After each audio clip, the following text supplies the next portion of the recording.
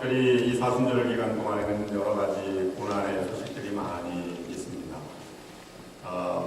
어제는 우리 교회 유석정 목사님이 목회하실 때 3년 동안이나 우리 교회에서 영어 목회를 하던 이찬수 목사님께서 교통사고 이후에 여러 가지 투병 생활하시다가 어제 하나님의 부르심을 받으셨습니다. 아직 장례 일정은 잡히지 않았습니다만 유가족과 자녀들 그리고 많은 그런 슬픔을 당한 분들에게 하나님의 은총, 위로의 은총이 함께 하시기를 간절히 기도드립니다. 오늘 학교나 아니면 인생에서는 우리가 과정을 통해서 배움의 연속이다 이런 말씀을 많이 합니다. 근데 학교와 인생의 차이가 무엇인지 혹시 아시겠습니까? 학교에서는 먼저 배우고 시험을 치지만 인생에서 있어서는 치룬 시험을 통해서 배우게 되는 것이 차이점입니다. 이건 제 말이 아니고 톰 바디츠라고 하는 사람이 한 말입니다. 아마 한 달밖에 살지 못한다면, 짧은 그 시간이 남아있다면 우리는 이 자신의 마지막을 정리하기 위해서 최선을 다할 것입니다. 사소한 데 연연하지 않고 큰 잘못도 용서를 빌고 그 다음에 저지른 실수에 대해서도 배우기 위해 모든 일을 할 것입니다. 요동치는 순간을 지나서 평온이 될 때까지 이 일을 계속해 나아가게 될 것입니다. 그러면서도 사려 깊게 사람들을 볼 것이고 열정적으로 남아있는 기간들을 많은 사람을 보다 더 품으며 또 아름다운 지워지지 않는 흔적과 이산을 남기도록 노력해 나갈 것입니다. 그래서 깨끗하게 인생을 정리하기를 원하는 그런 마지막 순간을 이렇게 맞이하게 될 것입니다. 깨끗하다는 것은 올곧다는 말과 연결이 되어 있습니다. 특별히 우리가 정치계를 돌아다보면 그렇습니다. 지난 수요일에 가주 상원 의원이자 신앙파 의원으로 알려졌던 윌랜드 리가 FBI의 6가지 부패 혐의로 전격 체포되면서 오히려 총기 규제 법안에 노력하다가 갱과 무기 거래와 연루되었다는 기사를 보면서 많은 생각을 하게 됩니다. 그야말로 충격이 아닐 수 없습니다. 깨끗하다, 올곧다라는 말을 영어에서는 인티그리티라고 하는데 그 말의 어근이 인터거라고 합니다. 인티거. 그것은 수학에서는 정확지 않은 수를 2분의 1, 3분의 1, 4분의 1로 분수로 나타나는데 인티거라고 하는 것은 정수를 가르쳐 말합니다. 그러니까 1, 2, 3, 4처럼 완전수입니다. 성실은 나누고 굴절된 삶에 반대되는 온전함을 의미합니다. 성실함이 모자라면 우리는 분리되어서 삶을 살아가게 됩니다. 왜냐하면 부분적으로 나눠져 있기 때문입니다. 그래서 직장에서와 가정에서 다르게 행동하고 교회에서와 사회에서 다르게 행동하는 그런 모습을 가지고 살아가게 됩니다. 성숙한 진정한 표시는 그리고 인품의 힘은 어디서나 동일한 깨끗하고 올곧은 삶을 살아가는 데에 있습니다.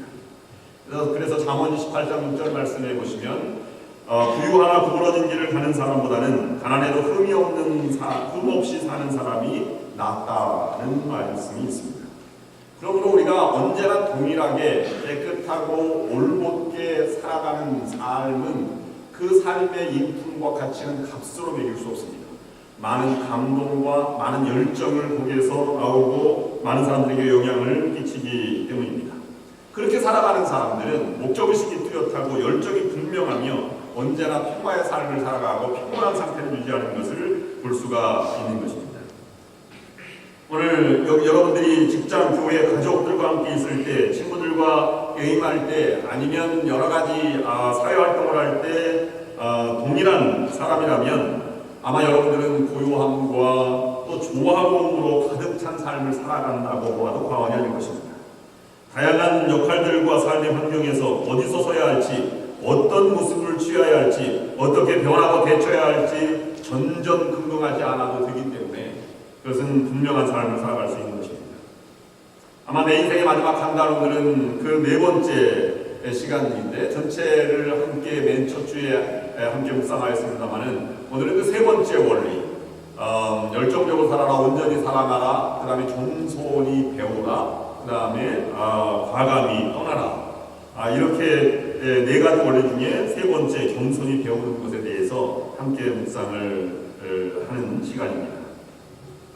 임종이 가까워진 분들에 보면 덧없이 겸손해진 모습을 볼 수 있습니다.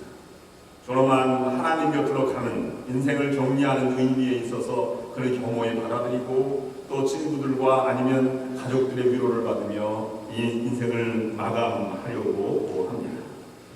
연약함 속에서 진정으로 자유로움이 무엇인가, 하나님의 품에 안긴다는 의미가 무엇인지를 그는 체득하고 그것에 이렇게 모든 것을 내려놓고 자유로운 진리를 발견하는 것입니다.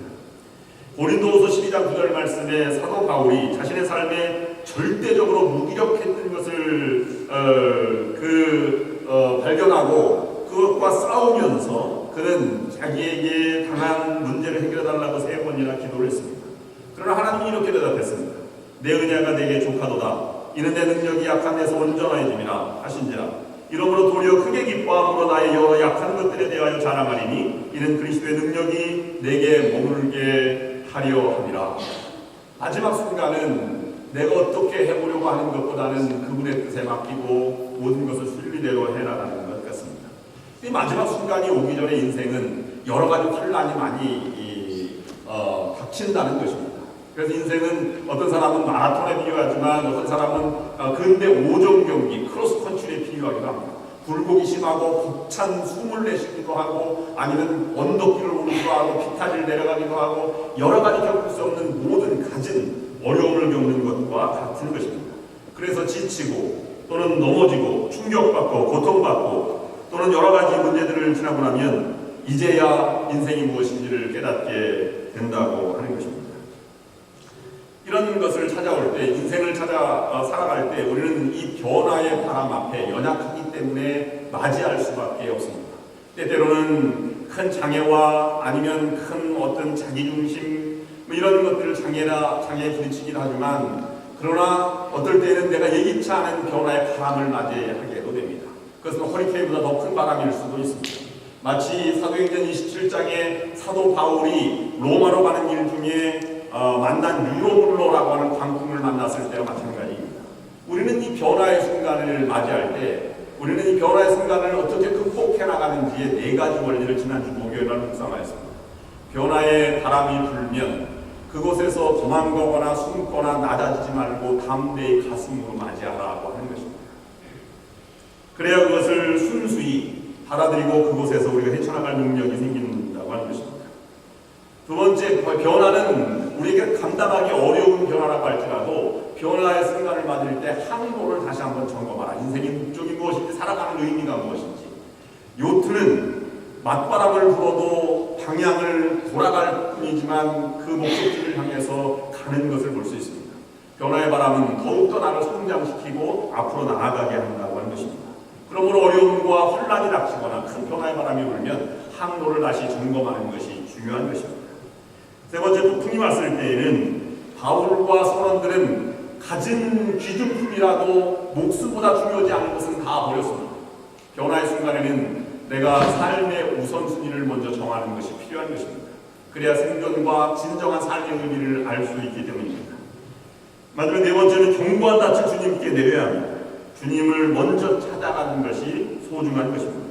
주님을 우리의 피난처로 삼으시고 그분이 인도하는 길로 나아가야 할 것입니다. 그러면 변화의 순간에 우리가 당당히 맞서서 항로를 점검하고 주님께 의지한다고 했을 때 그 의미는 이겨나가는 진정한 성공과 승리의 요건은 외부에 있는 것이 아니라 변화의 순간이 있는 것이 아니라 변화 안에 내가 얼마나 내적으로 변모하는가에 따라서 우리는 인생의 참다운 의미를 느낄 수 있게 되는 것입니다. 그러므로 주님의 인도하시기 바라는 삶은 내면을 바꾸는 것입니다. 인생의 목적은 달려가는 것이 아닙니다. 여행을 여러분 떠난다고 하면 여행을 떠날 때 창밖으로 보이는 것이 진정한 여행은 아닙니다. 목적지에 도달해서 거기에서 차에서 내려서 신선한 공기와 바람을 느끼고 거기에 문화를 살피고 특이한 것을 배우고 그 다음에 다시 거기에서 교훈을 얻어서 다시 삶의 휴식을 취한 다음에 삶의 현장으로 돌아오는 것이 중요한 것입니다. 그러므로 우리도 이런 인생은 달려가는 데만 있는 것이 아니라 내려서 다시 한번 우리가 삶을 고르고 내면을 충실하게 변화하는 것을 우리는 지향해 나갈 때 환난과 또는 변화의 바람 속에서 우리가 승리해 나갈 수 있는 것입니다. 마치 예수님도 겟세마네 기도에서 영적으로 충만한 변화를 겪고 십자가를 지신 것과 마찬가지입니다. 그러기에 부활이라고 하는 천년 열매가 예수님에게 임하게 된 것입니다. 로마서 12장 2절 말씀에 보면 사도 바울이 로마인들에게 보내는 편지 가운데 이렇게 말하고 있습니다. 여러분은 이 시대의 풍조를 본받지 말고 마음을 새롭게 함으로 변화를 받아 하나님이 선하고 기뻐하시고 온전하신 뜻이 무엇인지 분별하도록 하라. 이렇게 말씀하고 있습니다. 여기에서는 세상을 본받는 것은 세대를 본받는 것이 아니라 달라져서 변화를 받아서 하나님의 온전한 선하고 온전하고 기뻐하신 뜻을 살아가는 것이 인생의 목적이 되어야 한다고 말씀하고 있는 것입니다. 여기서 변화를 받아서 라고 하는 것은 헬라어의 메타모르푸스라는 단어로 쓰였는데 이것이 내적으로 변화하다. 애벌레가 누에고치가 되다 해서 내면을 바꾸는 의미에서 메타모르포시스라는 단어가 나오게 된 것입니다. 여러분 영어에서 잘 아는 듯이 변화하다는 여러 가지 단어가 있지만 크게 네 가지로 구분을 합니다. 첫 번째로는 change, 모든 것을 통틀어서 변화할 때 그렇게 말하고 있고, 두 번째는 masquerade, 가면, 변장을 하다 가면을 쓰다. 속은 안 변했는데 겉만 변한 것을 가르쳐 말하고 있는 것입니다. 세 번째는 메타모르포시스, 이것은 내면을 바꾸다. 그 다음에 내면과 외면을 동시에 바꾸는 것은 트랜스포. 그래서 이것을 우리가 그리스도의 제자가 되었다라고 하는 것은 외형적인 모습, 성질, 기능을 모두 바꾸고 사회를 그리스도의 사람으로 변화시키는 것이기 때문에 트랜스포메이션이라고 우리가 이렇게 고백하고 있는 것입니다. 이 내면의 변화하는 것을 우리는 네 가지로 묵상을 지난 금요일 날은 하였습니다. 외형적인 것은 맞서되지만 내면적인 것은 단순함으로부터 시작한다. 잠잠함을 가지고 기다리다. 두 번째로는 잠잠함으로 단순한 삶을 살아라. 존 웨슬리 목사님은 이 단순한 삶을 두 가지로 표현했는데 내면적인 원인의 단순함이라고 하는 것은 거룩함과 솔직함이라고 표현하였습니다. 하나님에게는 거룩함, 사람들에게는 솔직함, 이 단순한 삶의 모습이라고 하였습니다. 그래서 하나님과 이 이웃에게 솔직한 것은 우리의 마음과 혼이 하나님께 집중하는 것을 이 단순함이라, 내면적 단순함이라고 하였고, 외면적인 원인을 진실함이라고 하였습니다. 하나님의 영광을 위해서 내가 말하고 행동하는 모든 것을 진실함이라고 표현했습니다. 내면적으로는 솔직함과 외면적으로는 진실함을 통해서 단순한 삶을 살아가게 된다는 것입니다. 세 번째로는 비교하지 말고 내면의 변화를 시도하라. 그 다음에 네 번째는 안전함을 인생의 목적으로 삼지 말아라. 안전함을 목적으로 삼으면 영혼은 도둑질 당하고 만다는 것입니다. 그러므로 하나님의 은혜로만 내면적인 변화가 가능하다고 하는 것을 우리에게 묵상하였습니다. 그러면 이 변화 앞에서 우리는 한 가지 오늘 염두에 두어야 할 것은, 겸손히 배우라고 하는 것은 우리가 그렇게 준비를 해도 연약하기 때문에 우리는 실패할 수밖에 없고 잘못할 수밖에 없다는 것입니다. 그래서 상실과 실패 앞에서 겸허히 배우는 자세가 되어야 한다는 것입니다. 모터사이클을 타다 보면 이렇게 너무 기울어서 넘어가는 것을 저측면 충돌, 로사이드 크래시, 그 다음에 이 점프하다가 회전하다가 넘어지는 것을 고측면, 하이사이드 크래시라고 얘기하는데, 이 하이사이드 크래시가 더 지렛대 원리 때문에 훨씬 더 위험하다고 그렇게 알려져 있습니다. 이런 베드로 같은 경우는 일생일 때 위대한 일꾼이 되었는데 그는 바로 베드로를 통해서 오늘 우리에게 어떻게 이 실패로부터 상실로부터 배워서 위대한 사역자가 될 수 있는가를 묵상해 나아가고자 하는 것입니다. 첫 번째는 실패로부터 배워야 진정한 하나님의 능력이 임할 수 있다고 하는 것입니다. 이 경주자들은 실패를 경험하지만 진정으로 내적으로 힘이 있고 그리고 승리를 할 수 있는 챔피언의 자리는 실패에서 진정으로 교훈을 얻을 때 거기에서 진정한 승리자가 될 수 있는 것입니다. 마찬가지로 모든 사람은 모든 인생에서 실패를 경험합니다. 우리는 실패로부터 배워야만 앞으로 나아갈 수 있고 진정으로 그것을 극복해 나갈 수 있는 것입니다. 에디슨이 이런 유명한 말을 하겠습니다. 내가 990번 실패하고 1000번째 성공하였다는 것은 잘못된 말이다. 나는 990번 안 되는 것을 발견하였고 1000번째 진정으로 전인구를 성공할 수 있었다라고 이야기를 했습니다. 베드로는 인간적으로는 장담하였습니다. 나는 절대로 주님을 부인하지 않겠습니다. 죽는 데까지 따라가겠습니다. 다른 사람은 다 몰라도 나는 아닙니다. 예수님 이렇게 고백한 사람이 그렇게 당당하던 사람이 높은 하이 사이드 클래식 이런 높은 데에서 고측면 충돌을 일으켜 나가게 된 것입니다. 그러니 그렇게 장담했던 베드로가 그렇게 벌어졌으니 오늘 본문 말씀처럼 얼마나 마음이 혼돈스러웠고 그리고 누구도 자신이 예수님을 안다는 사실을 모르기를 바랬을 것입니다. 그러나 그 후에 어떤 일이 벌어졌는지 누가복음 22장에서는 이렇게 우리에게 말씀하고 있습니다. 주께서 돌이켜 베드로를 보시니 베드로가 주의 말씀 곧 오늘 다굴기 전에 내가 3번 나를 부인하려 하시니 생각나서 밖에 나가서 심히 통곡하니라. 뼈 아픈 뉘우침이 있었던 것입니다. 깊은 상심입니다. 내가 왜 그랬는지 나를 알지 못하는 순간을 맞이하는 것입니다. 예수님은 베드로에게 한마디도 말씀하시지 않았습니다. 그저 베드로를 바라보셨을 뿐입니다. 연민의 눈빛으로 바라보시고 베드로의 마음을 꿰뚫어 보셨으며 그 후에 죄책감 수치심을 바라보신 것입니다.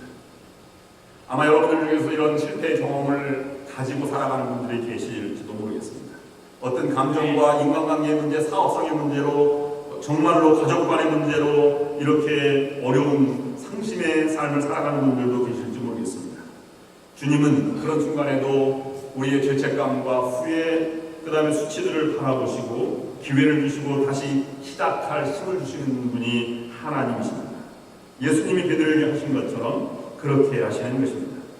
다시 시작하기 위해서는 우리는 실패로부터 겸손히 배워나가야 합니다. 나는 나의 실패에 대한 모습을 다시 한번 깊이 있게 묵상해야 합니다. 다시 실패로부터 배우기 위해서는 2가지를 인정할 수 있어야 합니다. 첫 번째로는 겸손히 배운다는 의미는 나의 실패에 대해서 내가 책임을 지는 것입니다. 그래서 잠언 28장 13절 말씀해 보시면 자기의 죄를 숨기는 자는 형통하지 못하나 죄를 자복하고 버리는 자는 불쌍히 여김을 받느니라. 정말로 위대한 경기자는 장비를 탓하지 않는 것입니다. 환경과 날씨를 탓하지 않습니다. 모두가 똑같은 조건에서 경기를 하기 때문입니다. 노면과 이런 여러 가지 변수를 생각하지 않습니다.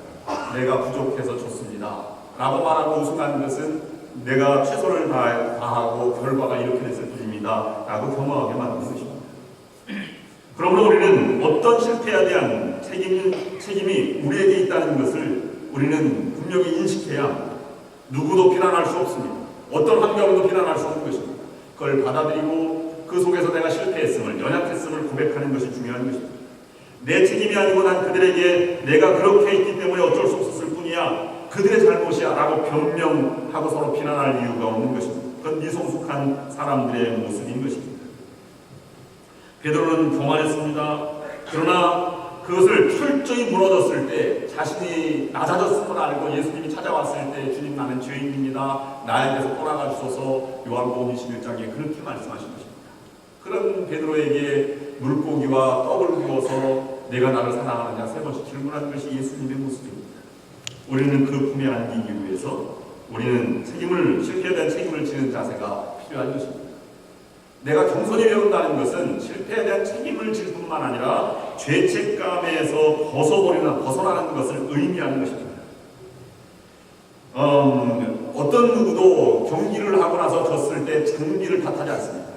왜냐하면 그것은 내 삶의 일부였기 때문에 그렇습니다. 혹시 넘어졌다고 하더라도 자전거를 다시 아니면 오토바이를 다시 들어서 경기장으로 나가는 것입니다. 모든 것이 다 끝났다고 해도 결코 끝난 것이 아닙니다. 오늘 본문 말씀에 보는 마가복음 16장 7절 말씀에는 이렇게 말하고 있습니다. 천사들이 예수님이 부활했을 때 제자들이 찾아갔을 때 이렇게 말하고 있습니다. 가서 그의 제자와 베드로에게 이르기를 예수께서 너희보다 먼저 갈릴리로 가시나니 전에 너희에게 말씀하신 대로 너희가 거기서 배우리라 하라 하는지라. 이것을 천사들이 제자들에게 전해 주었습니다. 아마 천사가 예수님이 살아났다고 말했을 때 굉장히 제자들은 기뻐하기보다는 이 잘못된 것을 가지고 죄책감이 아마 더 사로잡혀 있을지도 모르겠습니다. 그래서 베드로가 나는 물고기 잡으러 가노라 했을 때 5명의 제자가 따라가는 것이 아니었을까 하는 생각을 해보게 됩니다. 그러나 예수님은 찾아오셔서 그 죄책감에 벗어나라고 말합니다. 그것의 과거의 지은 죄 때문에 앞으로 나아갈 수 없다는 것을 알기 때문입니다. 과거에 매여 있으면 과거를 넘어서서 나아갈 수 없다는 것을 알기 때문입니다. 운동 경기자, 오토바이 경기자들은 앞에 헬멧을 쓰고 그다음에 앞에 거글을 쓰지 않습니까? 거글에는 많은 먼지와 흙탕물이 튈 것입니다. 그럼 그것을 지우고 다시 가고 지우고 다시 가고 이렇게 하지 않겠습니까? 아니면 사이드 미러에 흙이 많이 붙었으면 이렇게 털어내고 다시 운동 경기에 참여하지 않겠습니까? 그것처럼 우리에게 많은 연약함이 있지만 과거 속에 얽매인 죄책감들을 앞으로 나아가지 못하게 하는 것입니다. 그걸 털어버리고 지워버리는 날마다 회개하는 그런 자세가 우리에게 필요한 것입니다.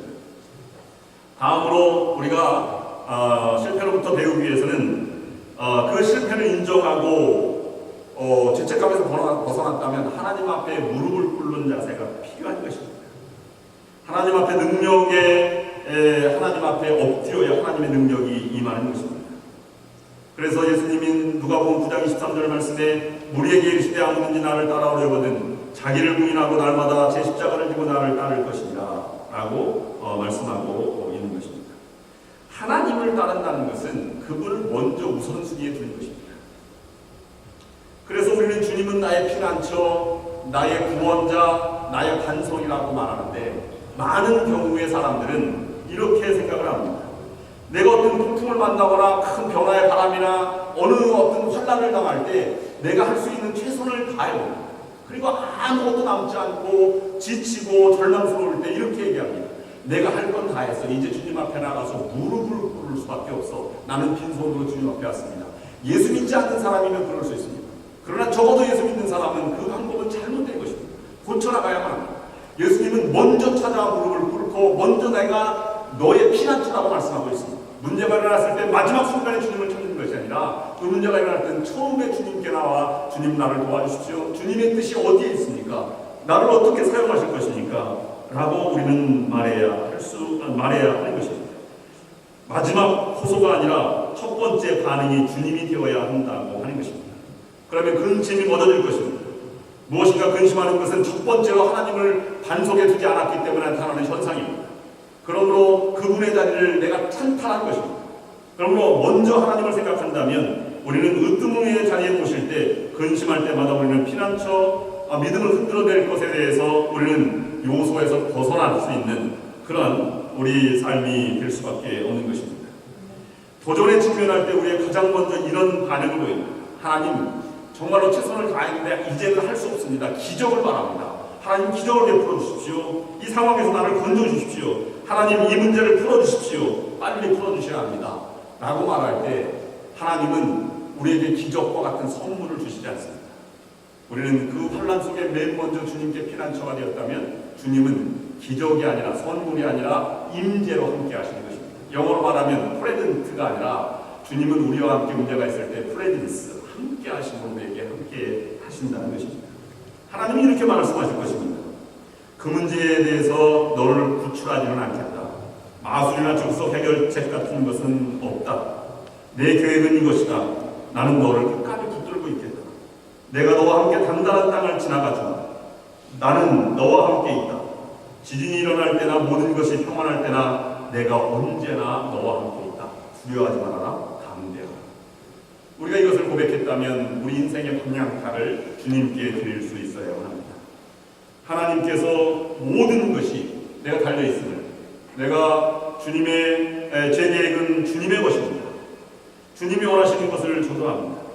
하나님, 여기에 제 꿈이 있습니다. 제 꿈을 다 주님께 드립니다. 그 꿈 안에 담긴 제 자아를 제거해 주시고 제 이기심을 제거해 주시옵소서. 그리고 그 꿈을 다시금 제게 주시되 당신의 꿈으로 돌려주시옵소서. 주님이 내게 필요한 최상의 것을 아시니 그것을 주실 줄 믿습니다.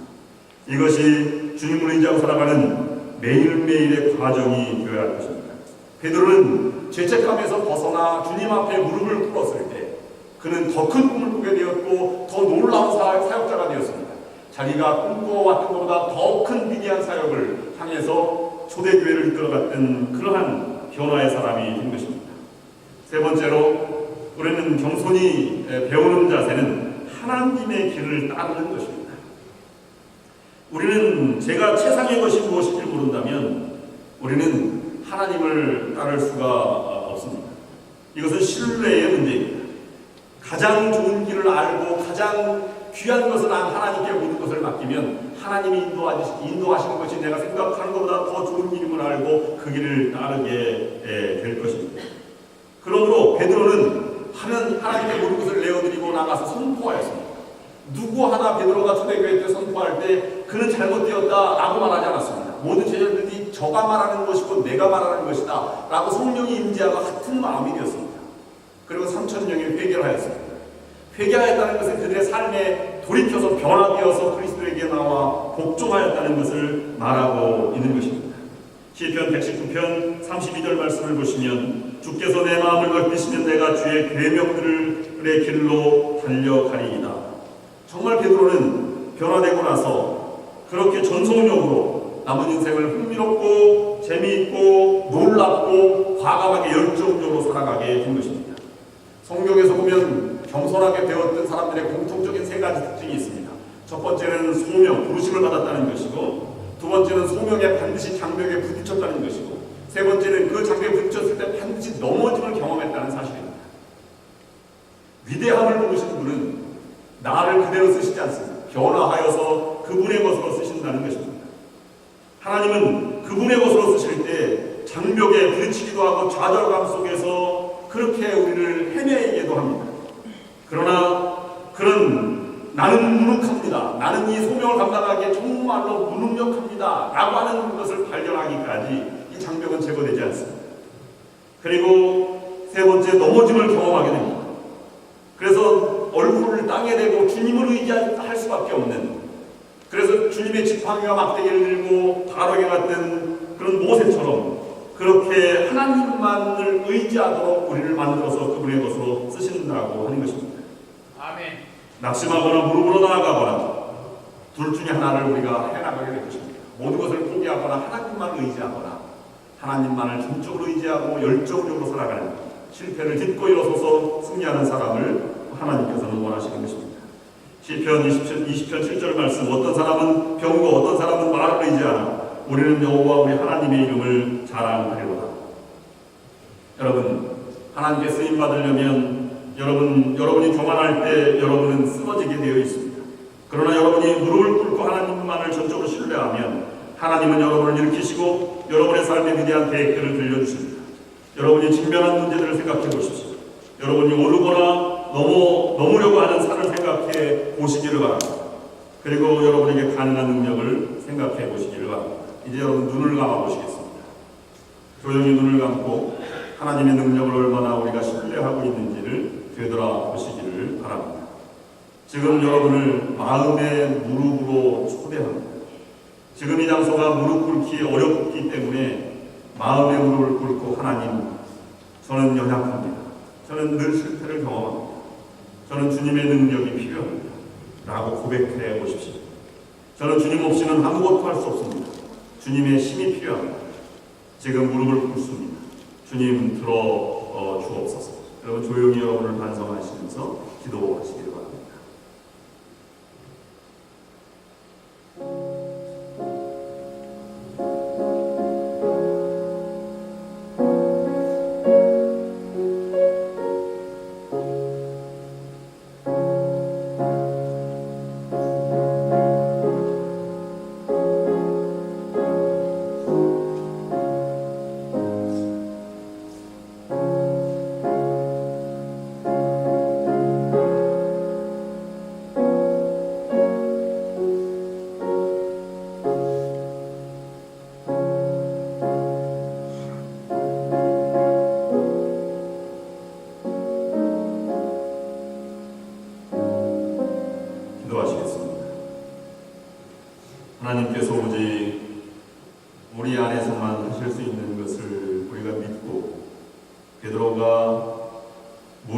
세우고 그분 안에서 진정한 능력을 찾게 되었던 것처럼 저희들도 좌절을 멈추고 무릎으로 하나님께 돌아가게 하여 주시옵소서. 실패에서 겸손하게 배우게 하시고 죄책감을 제거하고 하나님의 용서를 받음으로 앞으로 나아가게 하여 주시옵소서. 하나님께서는 우리의 삶에 놀라운 계획을 가지고 계심을 믿습니다. 실패를 통해 배운 대로 하나님의 힘을 전적으로 의지하며 하나님의 영광의 일을 추구하며 살아가게 하옵소서. 먼 훗날이 아니라 지금 바로 무릎을 꿇게 하옵소서. 아직도 수많은 일을 해야 하고 심지어 그 일들이 무엇인지조차 기억하지 못하며 혼란스럽고 그 다음 무슨 일을 해야 할지 알지 못할 때라면 그때가 바로 지금 하나님을 만나야 하는 때임을 알게 하여 주시옵소서. 예수 그리스도의 이름으로 기도드리옵나이다. 아멘. 찬송가 144절